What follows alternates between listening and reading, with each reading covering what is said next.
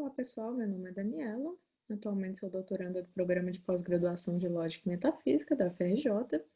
Eu trabalho com os chamados argumentos da indispensabilidade a favor do realismo matemático, que na verdade é um tema de interseção entre filosofia da matemática e metafísica. Antes de começarmos, eu gostaria de agradecer imensamente ao Rodrigo Cid pelo convite, por toda a organização do evento, pela oportunidade de discutir um pouco do meu trabalho. O objetivo central dessa palestra é explorar e discutir um pouco da plausibilidade da versão explicativa do argumento da indispensabilidade a favor do realismo matemático.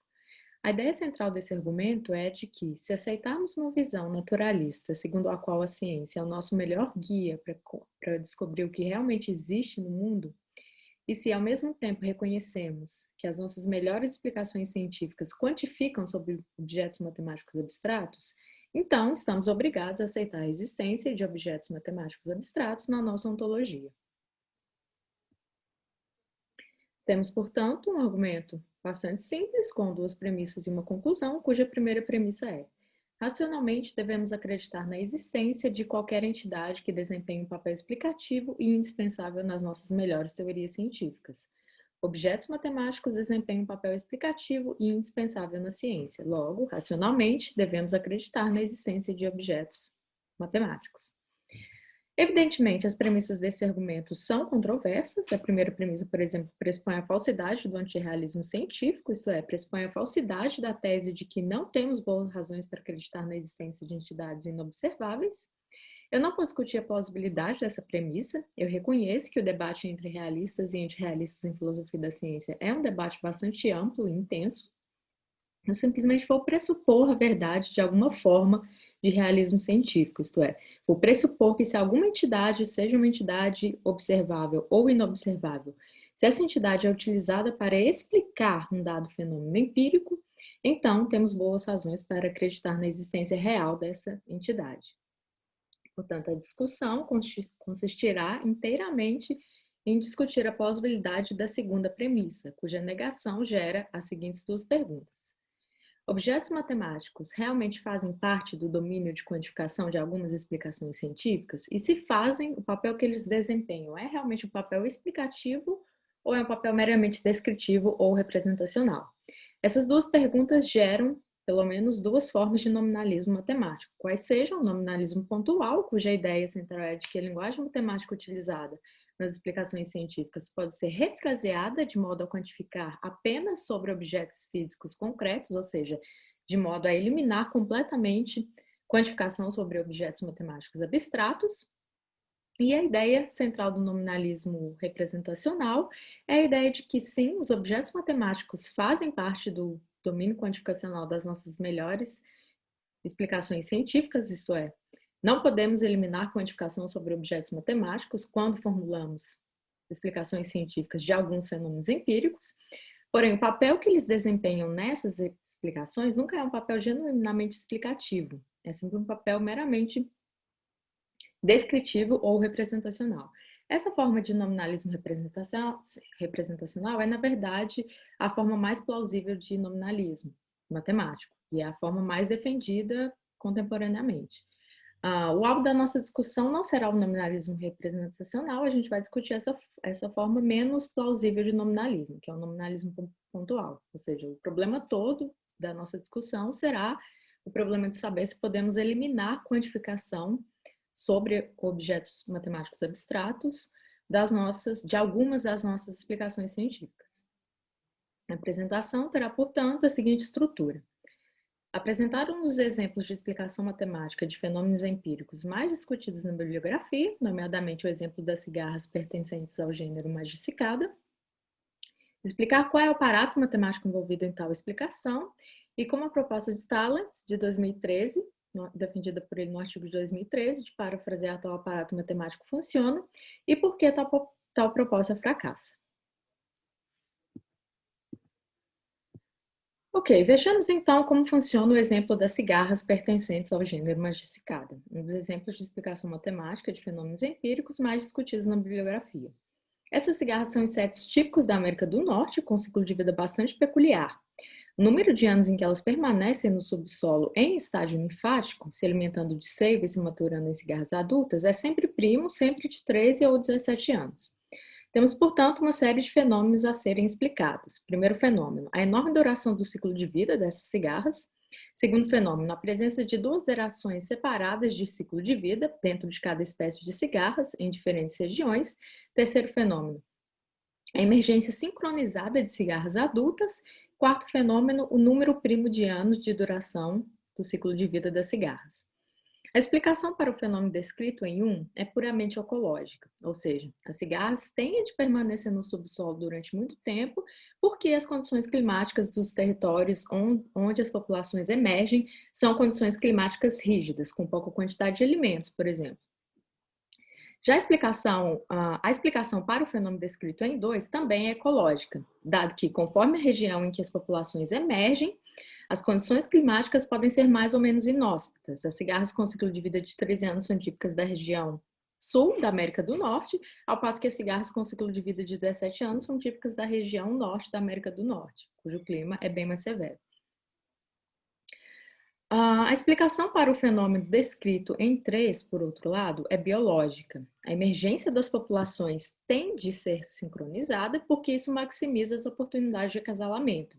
E tendo em vista que o tempo em que as cigarras permanecem fora do subsolo depois de adultas é bastante curto, basicamente elas emergem, acasalam-se e morrem, isso é um fator evolutivamente importante.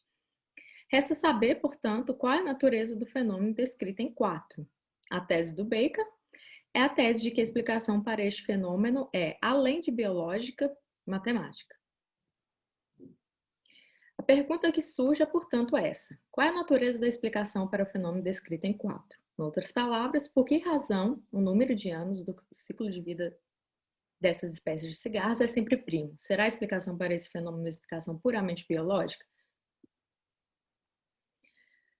Baker menciona pelo menos 2 teorias biológicas concorrentes que tentam fornecer uma explicação para esse fenômeno, a explicação da predação e a explicação da hibridização. A ideia central da explicação da predação é a ideia de que a existência de períodos primos de ciclo de vida das cigarras proporciona uma menor interseção com predadores, isto é, sendo o período de ciclo de vida da cigarra sempre primo e não sendo primo o período de ciclo de vida dos predadores, o número de vezes em que ambos se encontram ao longo de vários anos é minimizado comparado ao que aconteceria caso os períodos do ciclo de vida das cigarras não fossem primos. Então, de acordo com a explicação da predação, essa é a razão pela qual esses períodos tendem sempre a ser primos. E a ideia central da explicação da hibridização segue exatamente o mesmo padrão. Isso é, a razão pela qual os períodos são primos está relacionada ao fato de que tais períodos minimizam a ocorrência de hibridização com subespécies. Dado que o período de ciclo de vida das cigarras é primo, e não sendo primo o período de ciclo de vida das subespécies, o número de vezes em que espécies de cigarras pertencentes ao gênero modificado e subespécies dessas espécies se encontram é minimizado, comparativamente ao que ocorreria caso o período de ciclo de vida das espécies de cigarra não fosse primo. Estes são, portanto, os conteúdos biológicos de cada uma das explicações. Acontece que ambas as explicações baseiam-se em afirmações matemáticas e não apenas biológicas. Mais especificamente, ambas as teorias incluem os seguintes 2 lemas matemáticos. Lema 1. O menor múltiplo comum de M e N é o maior possível, ou seja, maximal, se somente se M e N são comprimos. Lema 2. Um número M é coprimo com cada número N menor que o dobro de M, sendo N e M diferentes, se só se M é primo. E o que a gente vai ver é que esses 2 lemas implicam a afirmação de que é provável que as cigarras magicicada desenvolvam períodos que sejam sempre primos.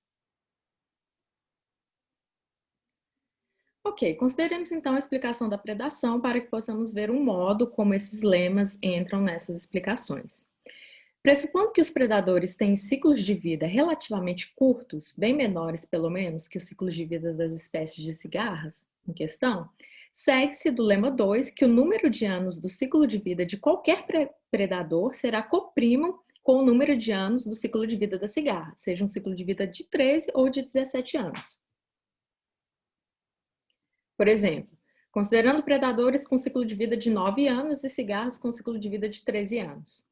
Segue-se do lema 2 que 9 e 13 são coprimos, dado que o lema 2 diz-nos exatamente que o número m é coprimo com cada número n menor que o dobro de m, sendo n e m diferentes, se só se m é primo. Ora, se 13 substituir m e 9 substituir n, 9 é obviamente menor que o dobro de 13, então 9 e 13 são coprimos. Por outro lado, também segue-se do lema 1 que o MMC entre 9 e 13 é maximal, ou seja, é o maior possível, dado que o lema 1 diz-nos exatamente que o MMC entre dois números quaisquer, m e n, é o maior possível se somente se m e n são coprimos. Sendo 9 e 13 coprimos, segue-se que o MMC entre 9 e 13 é maximal. Segue-se isso do lema 1. E é exatamente isso que a gente vê aqui. O MMC entre dois números coprimos é muito maior que o MMC entre dois números quando eles não são coprimos. E é o MMC entre esses dois números, isto é, entre o número ao qual corresponde a duração do ciclo de vida dos predadores e o número ao qual corresponde a duração do ciclo de vida das cigarras, é o MMC entre esses dois números que dá o intervalo com que predadores e cigarras se encontram. Ou seja, quando esses números são coprimos, o intervalo de encontro é muito maior, comparado a quando esses números não são coprimos. É exatamente isso que a gente vê aqui. O MMC entre 4 e 13, que são coprimos, é 52. Compare com o MMC entre 4 e 14, por exemplo, que não são coprimos, é 28.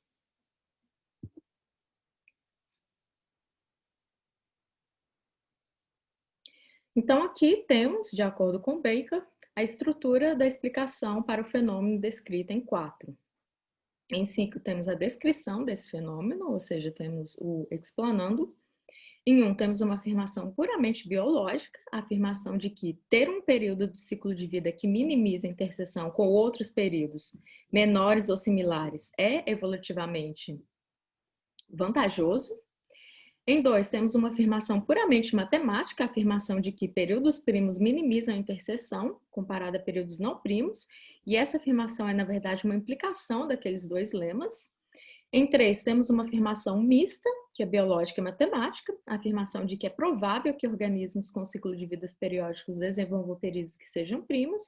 E em 4, temos uma afirmação ecológica, a afirmação de que cigarras em ecossistemas do tipo E estão limitadas por restrições biológicas a períodos entre 14 e 18 anos. E a gente vai ver que o Baker depois reconstrói a afirmação contida em 4. Ok, a pergunta que surge, portanto, é a seguinte: é possível parafrasear o aparato matemático presente nessa explicação de modo a eliminar completamente a quantificação sobre objetos matemáticos abstratos, ou seja, sobre números que têm a propriedade de ser primos e coprimos? A proposta do Talent,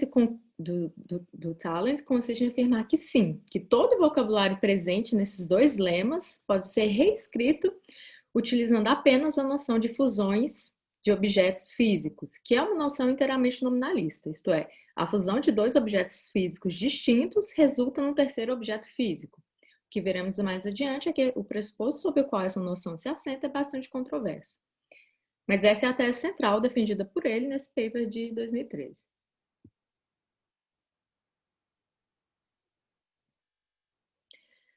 Ok, aqui temos então os dois grupos de conceitos que serão parafraseados nesses termos, isto é, utilizando apenas a noção de fusões de objetos físicos.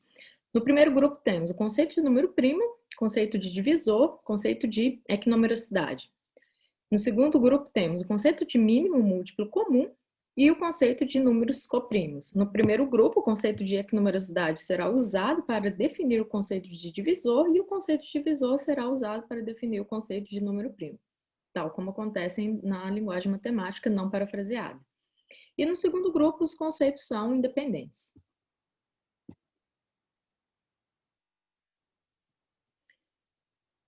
Ok, começando então com o conceito de equinumerosidade. Aqui temos a definição tradicional desse conceito, que é feita quantificando-se sobre relações, o que em princípio não é nominalisticamente aceitável. Formalmente, essa definição pode ser lida da seguinte forma. Existe uma relação, tal que, para qualquer x, se x é f, então existe apenas um y, tal que y é g, e x está nessa relação com y, e para qualquer x, se x é f, então existe apenas um y, tal que y é g, e y está nessa relação com x.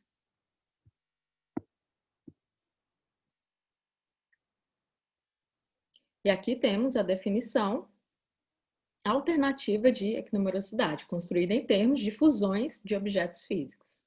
Ao invés de dizermos que dois conjuntos G e F são equinuméricos, dizemos aqui que os Fs conjuntamente são equinuméricos aos Gs, também conjuntamente, se e somente se a fusão dos Fs e dos Gs sobrepõe-se a pequenas fusões, as Hs, tal que cada H tem um e apenas um F como uma parte, tem um e apenas um G como uma parte, cada F e cada G é parte de uma e apenas uma H. Exemplo. Os Fs, esses quatro asteriscozinhos, esses três asteriscozinhos em vermelho, são equinuméricos ao Gs, essas quatro cruzinhas em verde, porque existe uma fusão dos Fs e dos Gs, e existem pequenas fusões, as Hs, cada uma delas formada por um e apenas um F, um e apenas um G, e cada F e cada G é parte de uma e apenas uma H, e cada uma dessas Hs é uma parte própria da fusão dos Gs e dos Fs. É isso que significa dizer que as Hs sobrepõem-se à fusão dos Gs e dos Fs.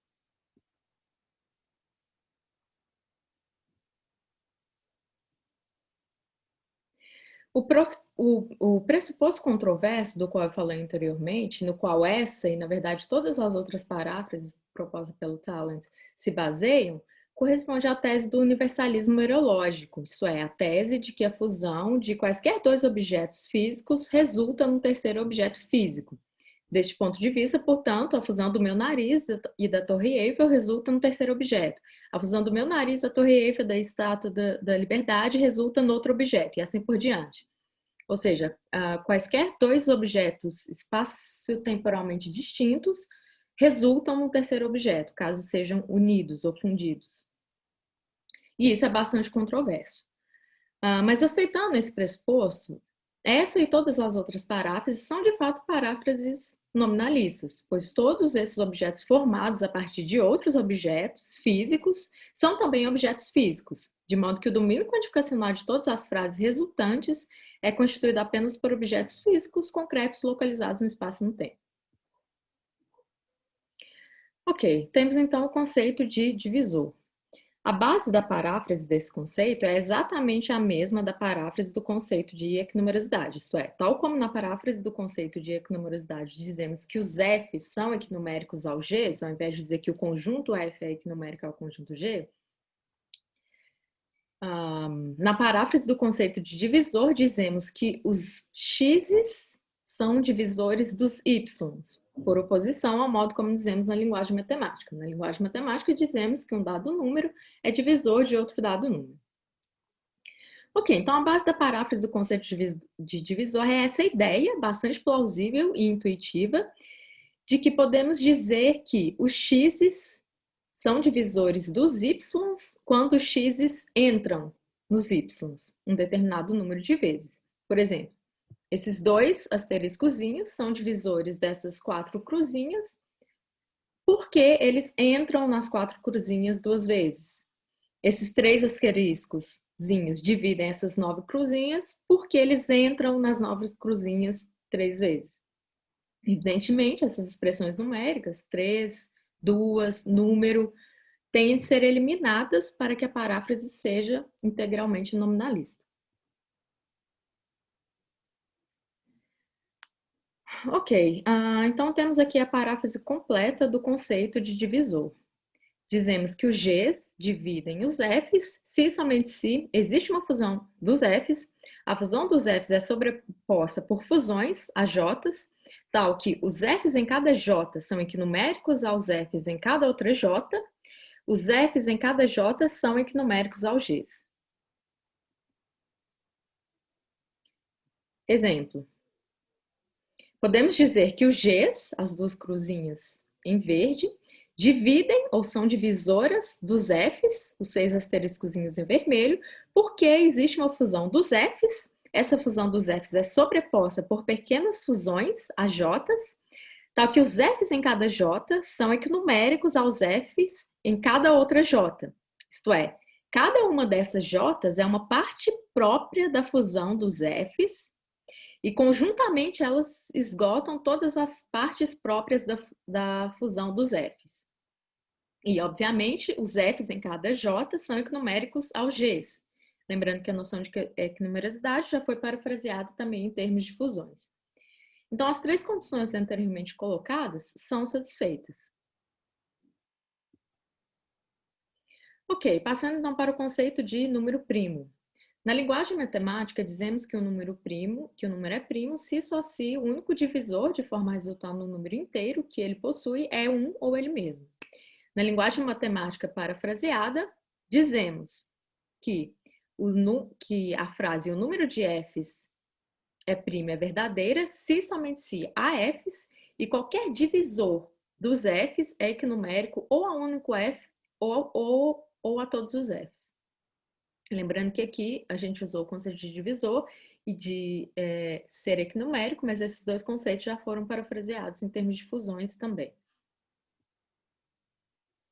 Ok, passamos então para o conceito de mínimo múltiplo comum. Na linguagem matemática, temos a seguinte definição. O MMC de dois números naturais, m e n, é o menor número que ambos dividem de forma exata. Exemplo, o MMC de 4 e 10 é 20, o MMC de 4 e 6 é 12.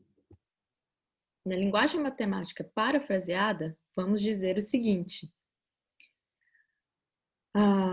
Vamos dizer que certos objetos são conjuntamente o MMC entre dois outros objetos. E esses objetos são fusões de objetos físicos. Portanto, dizemos que os L's são o MMC dos F's e dos G's, se e somente se a F's, a G, a L's. Os F's dividem os L's, os G's dividem os L's e, para quaisquer P's dos quais tanto os F's como os G's sejam divisores, os P's ou são equinuméricos aos L's, ou a fusão dos P's tem uma parte própria constituída de P's, tal que os P's na parte própria dessa fusão são equinuméricos aos L's. Exemplo. Os L's, que são 12 objetos, são o MMC entre os F's, que são 4 objetos, e os G's, que são 6 objetos, porque há F's, há G's, há L's. Os F's e os G's dividem os L's, isto é, os F's entram nos L's 3 vezes e os G's entram nos L's 2 vezes. E para quaisquer P's, dos quais os F's e os G's sejam divisores, e nesse exemplo os nossos P's são 24 objetos, os P's ou são equinuméricos aos L's, nesse caso, obviamente, não são, ou existe uma parte própria na fusão dos P's que é equinumérica aos L's, que é exatamente o que acontece nesse caso. E essa parte própria são esses asteriscozinhos em rosa, ou seja, essa parte em rosa dos P's é equinumérica aos L's. Ou seja, uma parte própria do P é equinumérica aos L's. E os F's e os G's dividem os L's. E por último, temos o conceito de números primos. Na linguagem matemática, dizemos que dois números são, números coprimos. Na linguagem matemática, dizemos que dois números são coprimos quando o único divisor comum entre eles, de modo a resultar no número inteiro, é 1. Na linguagem matemática parafraseada, dizemos que os F's são coprimos com os Q's, se e somente se um G isolado é o único divisor comum dos F's e dos Q's.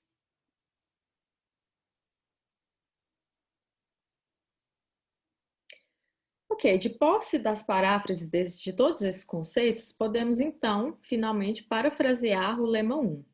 Lembrando então que o lema 1 diz-nos: o MMC de M e N é maximal, ou seja, é o maior possível, se somente se M e N são coprimos.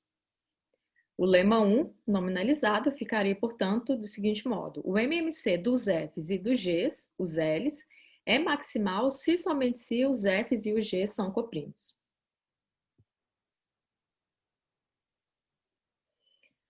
Ok, essa é então a estratégia do Talent para recusar a ideia de que a explicação do ciclo de vida das cigarras magicicada obriga-nos a aceitar a existência de objetos matemáticos abstratos, nesse caso, números. Se toda linguagem acerca de números primos e números coprimos pode ser refraseada de modo a eliminar completamente a quantificação sobre números, então estaríamos postulando a existência de números sem necessidade, caso encarássemos a linguagem matemática como ontologicamente comprometedora. Ok, mas quais são então as dificuldades enfrentadas por essa forma de nominalismo? São várias, na verdade, e o próprio Talent elabora várias objeções à sua própria proposta. No entanto, eu penso que existe uma objeção que ele não considera que talvez seja significativa.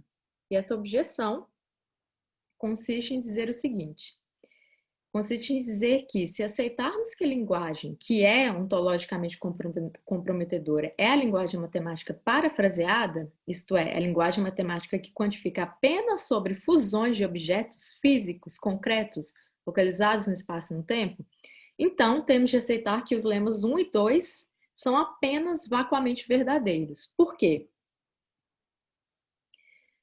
Bom, porque se olharmos para a forma lógica do lema 1 parafraseado, por exemplo, vemos que se trata de uma condicional, de uma bicondicional, na verdade, cuja leitura seria: para todo x, para todo y, existe um z, tal que se x é uma fusão dos objetos físicos, tal que se x é uma fusão de objetos físicos e y é uma fusão de objetos físicos também, então z é o MMC entre x e z é maximal se somente se essas fusões x e y são coprimas. Essa seria a leitura para a interpretação lógica do lema 1 nominalizado. A questão é que, se o número de objetos físicos no mundo não é infinito, então a antecedente dessa condicional é falsa, dado que a antecedente de uma das condicionais é falsa. E, portanto, o lema 1 é apenas vacuamente verdadeiro, se verdadeiro de todo em todo. Ou seja, essa paráfrase não parece ter exatamente o mesmo significado da paráfrase que exprime o lema 1 na linguagem matemática. Porque aquilo que se afirma na linguagem matemática é que para quaisquer dois números, literalmente quaisquer, entre independentemente de haver um número de objetos, um número infinito de objetos físicos no mundo, o MMC entre esses dois números é maximal se somente se eles são coprimos. Ou seja, parece haver uma disparidade de significado entre o lema 1 na linguagem matemática e o lema 1 parafraseado em termos de fusões de objetos físicos. E se o significado não é exatamente o mesmo, então significa que essa paráfrase não é uma paráfrase suficientemente boa para captar o significado do lema 1 na linguagem matemática. Bom, além dessa dificuldade, que na verdade é uma dificuldade interna à estratégia nominalista do Talent, o Baker, nesse artigo de 2017, intitulado Mathematical Spandrels, ele elabora uma objeção muito mais avassaladora e significativa, que pode ser sintetizada no seguinte argumento. Primeira premissa: a duração do ciclo de vida desmagicicada exibe outra propriedade matemática, um pouco mais lateral, porém não menos relevante, que também carece de explicação, qual seja a propriedade de poder ser expressa como a soma de dois quadrados. O aparato matemático necessário à explicação deste fenômeno dificilmente pode ser parafraseado em termos de fusões de objetos concretos.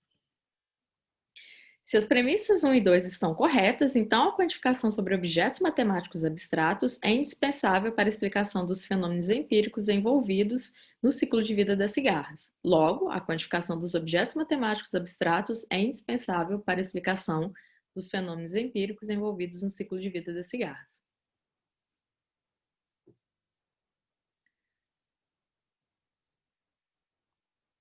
Relembremos então qual é a estrutura da explicação inicialmente proposta por Baker. No primeiro passo, temos uma afirmação puramente biológica, no segundo, temos uma afirmação puramente matemática, no terceiro, uma afirmação mista, biológica e matemática, na quarta, uma afirmação puramente biológica e, óbvio, no passo 5, temos o fenômeno empírico que acaba de ser explicado.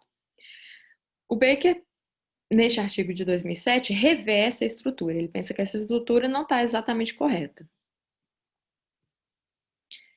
Baker propõe, então, que essa explicação deve ser revisada, deve ser modificada. Mais especificamente, precisa ser modificada no passo 4, dado que a informação contida na explicação inicial não está empiricamente correta. Na verdade, a gama de variações do período do ciclo de vida é de 6 a 28 anos, e não de 14 a 18 anos, como inicialmente ele tinha colocado. E um novo passo precisa ser acrescentado se quisermos explicar como exatamente as cigarras magicicada desenvolveram, ao longo de sua história evolutiva, a propriedade otimizadora de ter períodos de 13 ou 17 anos. Então, a ideia do Baker aqui é a de que uma explicação mais integral do fenômeno em questão tem de explicar como, isto é, o processo através do qual estes insetos vieram a desenvolver um ciclo de vida com duração de 13 ou 17 anos. E é exatamente isso que o conteúdo descrito no passo G nos diz, que o período do ciclo de vida das cigarras magicicada está geneticamente restrito a períodos que obedecem esse algoritmo, 4N mais 1. E a gente já vai ver que existem indícios empíricos a favor da hipótese de que os ciclos de vida dessas cigarras evoluíram com base nesse algoritmo.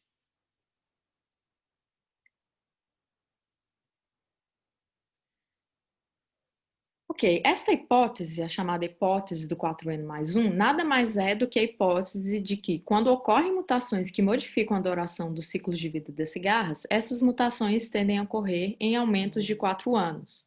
Mais especificamente, a trajetória histórica dos períodos das cigarras partiu de um ancestral não periódico, isto é, com um período de 1 ano, passando para 5 anos, 9 anos, 13 anos, 17 anos. Ou seja, as modificações na duração do ciclo de vida dessas cigarras ocorrem sempre de acordo com esse algoritmo, de 4N mais 1, sendo N a ordem cronológica da modificação. E é exatamente isso que a gente vê aqui. Sendo N 1, ou seja, a primeira modificação, a duração resultante é de 5 anos. Sendo N 2, a duração resultante é de 9 anos e assim por diante. Ok, quais são então os indícios empíricos a favor desta hipótese? O Baker menciona pelo menos 3. Primeiro indício consiste na existência de subespécies de cigarras protoperiódicas, isto é, subespécies cujos ciclos de vida são regulares, porém a quantidade de indivíduos que emergem é mais numerosa em alguns anos, comparativamente a outros. Exemplo, cigarras pertencentes à subespécie Ocana Gona rimosa, nativos da América do Norte, cuja duração do ciclo de vida é de 9 anos. A ideia aqui, portanto, é a de que as espécies do gênero Magicicada atuais evoluíram a partir de um ancestral desse tipo, isto é, protoperiódico com ciclo de vida de 9 anos. Segundo indício, consiste na existência de diversos relatos acerca da existência de magicicadas com ciclo de vida de 17 anos, as quais ou emergiram 4 anos antes do esperado, como milhares de cigarras da 13ª ninhada observadas em Chicago em 69 e outras milhares em ninhadas observadas no sudeste de Ohio em 65, ou emergiram 4 anos antes do esperado, como as chamadas cigarras guerreiras da 14ª ninhada, observadas também em Ohio em 2012, que emergiram após 21 anos de permanência no subsolo. E o terceiro indício consiste na existência de estudos do genoma deste tipo de cigarras que fornecem indícios genéticos diretos a favor da tese de que no passado evolutivo das cigarras com períodos de 13 anos e das cigarras com períodos de 17 anos, houve permuta de duração. Ou seja, mais especificamente, existem indícios oriundos do DNA mitocondrial de que todas as cigarras com períodos de 17 anos são descendentes de cigarras com períodos de 13 anos. Ok, pressupondo então a plausibilidade. Desculpe, então, resumidamente, é isso que a gente tem. Existem indícios empíricos a favor da seguinte afirmação: cigarras periódicas estão limitadas por restrições genéticas a períodos que seguem esse algoritmo, 4n mais 1, sendo n a ordem cronológica do período. Ok, pressupondo então a plausibilidade dessa hipótese empírica, segundo a qual a duração do ciclo de vida das cigarras magicicada evoluiu com base nesse algoritmo, 4n mais 1, consideremos adicionalmente o seguinte teorema matemático, conhecido como Teorema de Fermat-Euler. Esse teorema afirma que todos os números primos da forma 4n mais 1 podem ser expressos como a soma de dois quadrados, ou seja, qualquer número primo formado com base nesse algoritmo pode ser expresso como a soma de dois quadrados. Exemplo. Se n for 3, podemos formar o número primo 13, que pode ser expresso, pode ser escrito como o quadrado de 2 mais o quadrado de 3. Se n for 4, formamos o primo 17, que pode ser escrito como o quadrado de 4 mais o quadrado de 1, e assim por diante. Então, assim, esses são chamados primos de Fermat. São primos que podem ser escritos como a soma de dois quadrados. E o que isso mostra exatamente? Mostra que, além de explicar por que o período de ciclo de vida das cigarras magicicada tem a propriedade de ser primo, temos de explicar também por que tal período tem a propriedade de ser a soma de dois quadrados. Ou seja, a ideia do Baker é que conseguimos mostrar que existe outro fenômeno empírico que também envolve outra propriedade matemática. E esse fenômeno empírico também precisa de explicação. Ou seja, o fato de tais períodos exemplificarem a propriedade de ser a soma de dois quadrados é um explanando tão genuíno quanto o fato de exemplificarem a propriedade de ser primo. Qual é, então, a explicação para esse novo fenômeno que envolve essa nova propriedade matemática? Aqui temos a explicação. No passo 7, temos a descrição do fenômeno a ser explicado, isso é, temos a afirmação de que é provável que cigarras periódicas desenvolvam períodos que possam ser expressos como a soma de dois quadrados. E os passos que constituem o expanans desse fenômeno são compostos, na verdade, por duas afirmações retiradas da explicação do fenômeno da primalidade, a saber, as afirmações escritas em 3 e em G, mais o teorema de Fermat-Euler, que é a afirmação contida em 6. Pois bem, sendo essa a estrutura da explicação para o fato de ser provável que cigarras periódicas desenvolvam períodos que possam ser expressos como a soma de dois quadrados, e aceitando que esse fato é um explanando tão genuíno quanto o fato de ser provável que cigarras periódicas desenvolvam períodos primos, então o projeto de fornecer paráfrases para a linguagem matemática deve ser estendido também a essa explicação. Ou seja, além de parafrasear aqueles dois lemas acerca de números primos e coprimos, que são a justificativa para o passo 3 da explicação do fenômeno da primalidade, o fenômeno qual, na verdade, reaparece nessa explicação, além de parafrasear esses dois lemas, temos de parafrasear também todo, ou pelo menos grande parte, do aparato matemático envolvido na prova do teorema de Fermat-Euler. Esse é o ponto do Baker. Ok, surge, portanto, a seguinte pergunta. Será realmente possível parafrasear o vocabulário envolvido na prova desse teorema? O Baker menciona 3 aparatos envolvidos na prova desse teorema. Eu selecionei apenas este, que vemos aqui, por se tratar de algo relativamente simples, de fácil compreensão. No entanto, e esse é precisamente o ponto do Baker, não se vê assim tão facilmente como é que poderíamos parafrasear, em termos de fusões de objetos físicos, que é o que faz o Talent, o vocabulário envolvido no lema A, por exemplo. As afirmações a serem parafraseadas seriam, portanto, essa igualdade presente em 1 e essa equivalência presente em 2. Esse vocabulário acerca de um número sendo equivalente a outro número módulo 1/3 número é algo bastante simples, e isso talvez desse para ser parafraseado em termos de fusões de objetos físicos, já que a noção de divisor, como vimos anteriormente com a estratégia do Talent, foi parafraseada nesses termos. Dizer que um número é equivalente a outro número módulo 1/3 número quer dizer apenas que, se o número presente no lado esquerdo da equivalência for dividido pelo número que está em módulo, essa divisão deixará o mesmo resto que a divisão do número que está à direita da equivalência pelo número que está em módulo.